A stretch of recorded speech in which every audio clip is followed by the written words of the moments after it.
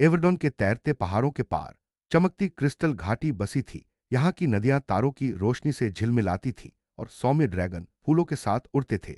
इस घाटी में शांति और सौहार्द का वातावरण था, जहाँ हर जीव एक दूसरे की दोस्ती और प्रेम में विश्वास करता था। लुमेरा गांव में ओरियन रहता था, जो मूनस्टोन ट्रेजरी का विश्वसनीय रक्षक था। उसकी पत्नी एलीरा घर को हंसी से भर देती थी और मीरा की दोस्ती इतनी गहरी थी कि गांव के सभी लोग मानते थे एक दिन ये दोनों परिवारों को हमेशा के लिए जोड़ देंगे। एवडोन की घाटी में हर जीव, चाहे वह बोलने वाला जानवर हो या जादुई पेड़, उनकी मित्रता की मिसाल देता था। एलिरा की हंसी और ओरियन की जिम्मेदारी से उनका घर हमेशा खुशियों से भरा रहता था। केल और मीरा की खोजी प्रवृत्ति उन्हें घाटी के हर समय के साथ ब्राकस के दिल में छुपा हुआ लालच धीरे धीरे बढ़ने लगा। ब्राकस, जो ट्रेजरी गेट्स का रक्षक था और मीरा का पिता भी था, उसने फेस्टिवल ऑफ फॉलिंग स्टार्स के दौरान मूनस्टोन चुराने की योजना बनाई। उसने जादुई भ्रम का उपयोग करके ओरियन को फंसाया और खुद को निर्दोष साबित कर दिया।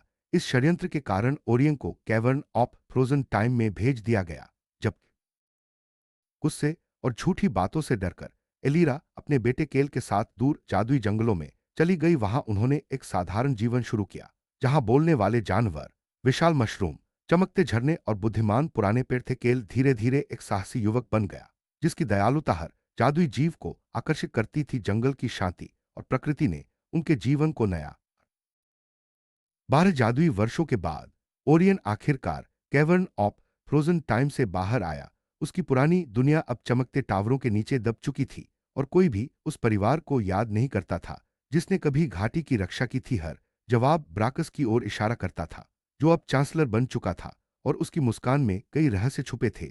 ओरियन ने गुस्से को छोड़कर अपने परिवार और सच्चाई केल की साहसिक यात्राएं उसे तैरते द्वीपों, क्रिस्टल गुफाओं और इंद्रधनुष पुलों से होती हुई मीरा तक ले गई। अब मीरा धन और विलासिता में डूबी हुई थी और उसे लगता था कि केवल महलों और जादुई संपत्ति से ही खुशी मिल सकती है। वह अपने आसपास के लोगों की प्रशंसा को असली प्रेम समझ बैठी थी, जबकि वे केवल उसकी दौलत की ओर आकर्षित थे। राज्य में एक आकर्षक अजंबी वारेक आया, जो खुद को गोल्डन क्लाउड्स का राजकुमार बताता था। उसके महल, गहने और जादुई घोड़े सब भ्रम थे, जो उसने और उसके पिता ने मिलकर बनाए थे। उनका असली मकसद मीरा को काले जादू के व्यापारियों को बेचकर उन जादुई रत्नों को हासिल करना था, जिनसे पूरे राज्य पर नियंत्रण किया जा सकता था। एक छोटा नीलम ड्रैगन वारेक और उसके पिता की काली योजना सुनकर तुरंत केल को चेतावनी देने गया। केल ने बिना देर किए मीरा को समारोह से बचाया और उसे व्हिस्परिंग वाइल्ड्स के जंगलों में ले गया। वहां पुराने पेड़ अपनी शाखाएं बच्चों को खतरे से बचाने के लिए झुका देते थे। मीरा ने हर कदम पर विरोध किया, लेकिन जादुई जंगल ने दोनों की रक्षा की। कई कठिन दिनों के बाद वे टेम्पल ऑफ इटर्नल लाइट पहुंचे, जहां जादुई पक्षी हर यात्री को भोजन और आराम देते थे।